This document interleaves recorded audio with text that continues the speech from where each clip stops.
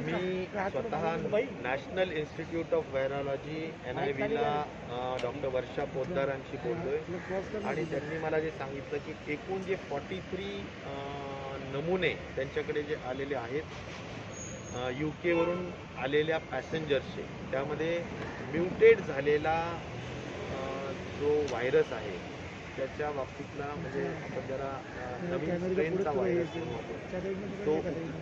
तो दिसत नाही.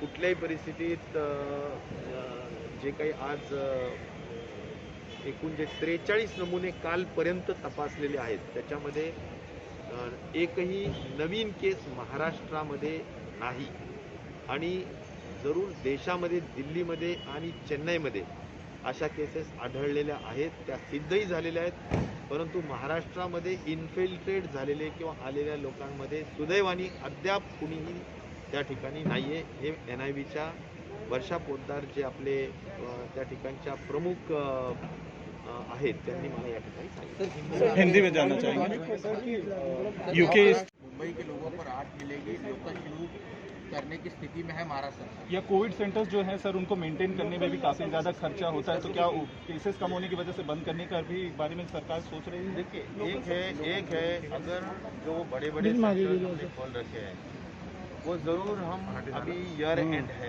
तो ईयर एंड में लोग बाहर निकलेंगे, ये सब जानकारी रखते हुए या इसका अनुमान हम जानते हैं कि थोड़ी बहुत तो लोग ओपन अप यानी ओपन अप करने के वजह से इसका क्या असर होता है इसके ऊपर हम नज़र रखे हुए हैं.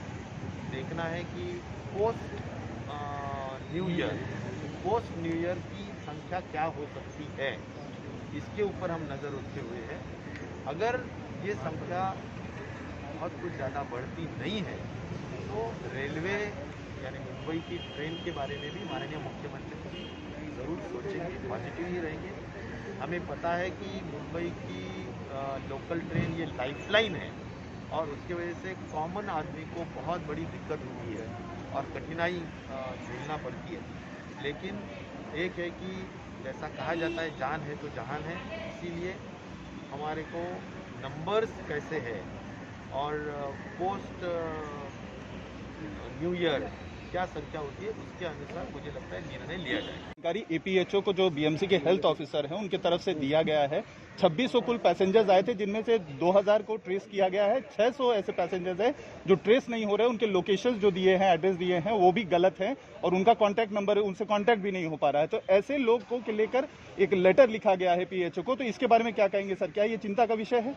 ज़रूर चिंता का विषय होता है. अगर कोई पैसेंजर्स ने गलत एड्रेसेस दिए हैं और वो ट्रेस आउट नहीं हो रहे तो जो भी मुझे लगता है उनके हद तक की जो भी इंफॉर्मेशन है वो छोटी मोटी इंफॉर्मेशन के माध्यम से भी पुलिस डिपार्टमेंट को पूरी तहकीकात करने का सूचना हेल्थ डिपार्टमेंट के तरफ से दी जाएगी और उनको ढूंढ निकाला ही जाएगा, उनका स्वाब लिया ही जाएगा, क्योंकि ये प्रोटोकॉल है, ये जनहित के लिए है और इसमें लापरवाही बिल्कुल किसी की भी सही नहीं. तकरीबन 100 से भी ज़्यादा लोग जो UK से आए पुणे में, वो अभी तक उनका कोई ट्रेस नहीं हुआ है, ना उनकी कोई टेस्ट हो पाई है क्योंकि ट्रेस ही नहीं हुआ है और अभी तक उन्हें ढूंढा ही जा रहा है.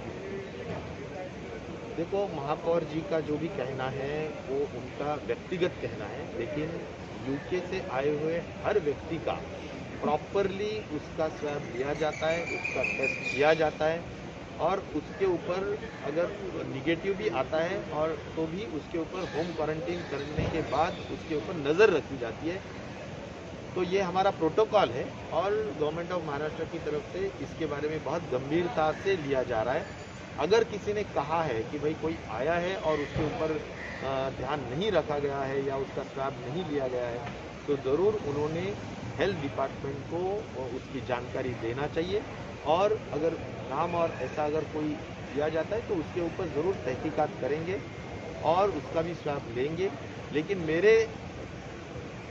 मेरे पास जो भी इंफॉर्मेशन है, मालूमात है, उसके अनुसार ऐसी कोई भी UK से आने वाला पैसेंजर के ऊपर के बारे में लापरवाही बिल्कुल की गई नहीं है। तो इस बारे में अभी हमारी सोच भी नहीं है, क्योंकि हमारे नंबर जो है बिल्कुल कंट्रोल में है।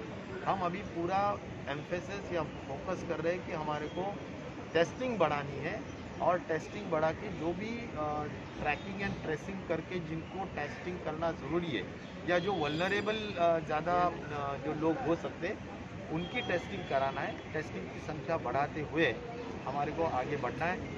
एक ये है कि हमारा अंतिम जो परिणाम हमारे को चाहिए वो है, हमारे को इस वायरस के हद तक जो संख्या है वो ज़ीरो पे लाना है, ज़ीरो पे लाना है। यही हमारा अंतिम उद्देश्य रहेगा, और उसके लिए हम काम जारी रखेंगे। है या जिनको महाराष्ट्र सरकार ने मिस नहीं किया और हर एक को जो है वो trace किया गया है। मैं बहुत क्लियरली बोल रहा हूँ कि महाराष्ट्र सरकार, महाविकास आघाड़ी बिल्कुल गंभीरता से यूके के स्ट्रेन के बारे में ध्यान रखी हुई है, और उसके बारे में बहुत गंभीरता से कार्यवाही कर रही है।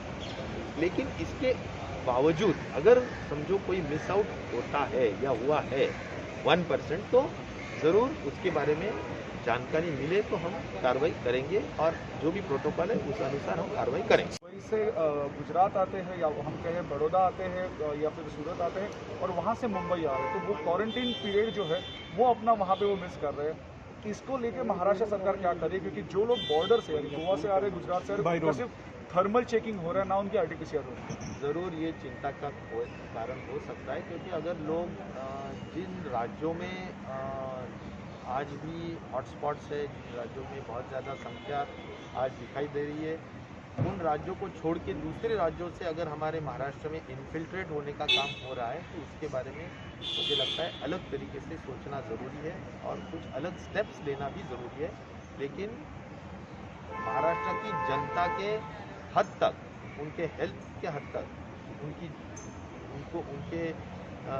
उनके लाइफ सेविंग के हद तक कोई कॉम्प्रोमाइज़ नहीं किया है।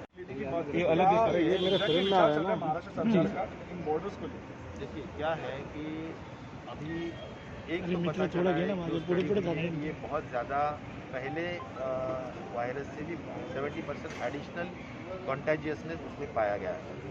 तो हमारे को एक है कि ये कॉन्टेजियसनेस रोकने के लिए क्या करना ज़रूरी है, तो मास्क यही एक इम्पॉर्टेंट माध्यम है, और दूसरा है सोशल डिस्टेंसिंग। तो ये अपने को बहुत स्ट्रिक्ट ऑब्जर्व करना पड़ेगा, या स्ट्रिक्टली उसको एग्जीक्यूट करना पड़ेगा, उसका अमल करना पड़ेगा। तो मुझे ऐसा, मैं ये चाहता हूँ कि सभी जिला प्रशासनों को, माननीय मुख्यमंत्री जी ने, उप मुख्यमंत्री जी ने, सभी लोगों ने, हमने बहुत सख्ती से कहा है कि इसके ऊपर बहुत ज़्यादा सख्ती से अमल करो, और इसके अगर फाइन्स ऐसा लगता है कि बहुत ही कैजुअली अगर लोग ले रहे हैं, तो उसके ऊपर फाइन बढ़ाने की अगर ज़रूरत है तो फाइन बढ़ाने का भी काम करो। एक ये कि हमारे को मास्क एंड सोशल डिस्टेंसिंग को स्ट्रिक्टली देखना पड़ेगा, और जो अन्य राज्यों से इन्फिल्ट्रेट हो सकते हैं, तो उन राज्यों